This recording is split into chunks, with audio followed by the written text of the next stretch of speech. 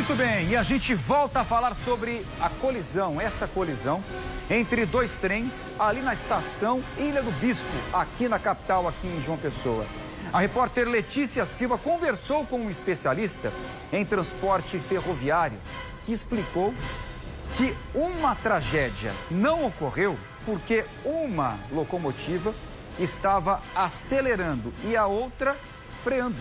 Ou seja, uma estava em movimento e a outra já praticamente parando. Por isso que a gente falou essa imagem aí.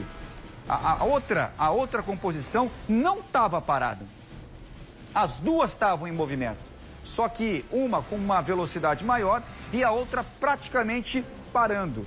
Esse especialista também fez uma análise do que pode ter provocado esse acidente. Eu quero ver e eu tenho certeza que você também aí vai prestar atenção junto com o João aqui. Bora lá. Pois é, João, boa tarde para você, boa tarde para o nosso telespectador. A gente vai tentar entender, João, o que aconteceu com aquele acidente na Ilha do Bispo, né?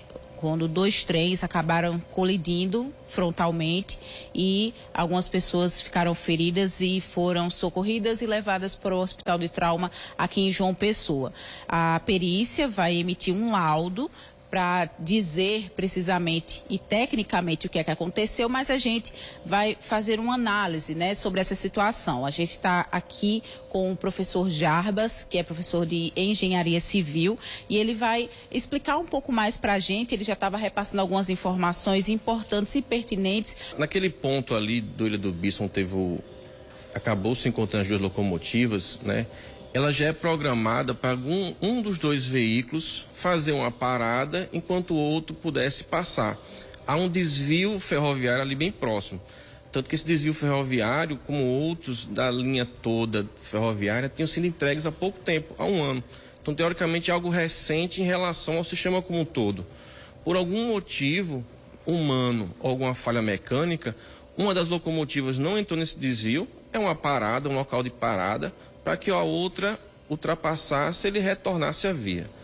Em forma geral, é perceptível que isso pode ter sido o principal motivo de ter ocorrido esse encontro das locomotivas, a falta de uma das duas ter entrado nesse desvio. Como estavam muito próximos, na saída ali daquele local, há uma curva muito próxima à frente, então a frenagem dele ia ser muito, muito difícil controlar até se chocar com o outro. Até porque a percepção dos que estavam dirigindo as duas locomotivas tinha que ser a mesma, muito rápido. Então pode ser até que algum tenham conseguido naquela pequena distância, mas o outro não. Um estava saindo em aceleração, ou seja, aumentando a sua velocidade de saída, e o outro estava reduzindo a sua velocidade de chegada. Então isso pode ter sido um fator, mesmo estando tão próximos, de não ter ocorrido algo muito maior, por ele estar num ponto que a velocidade já é muito baixa. Pela distância que eles estavam, eles observaram visualmente, seria muito difícil eles frenarem antes de se chocarem. Tem alguns pontos que são importantes, entender as motivações que um veículo não entrou no desvio rodoviário.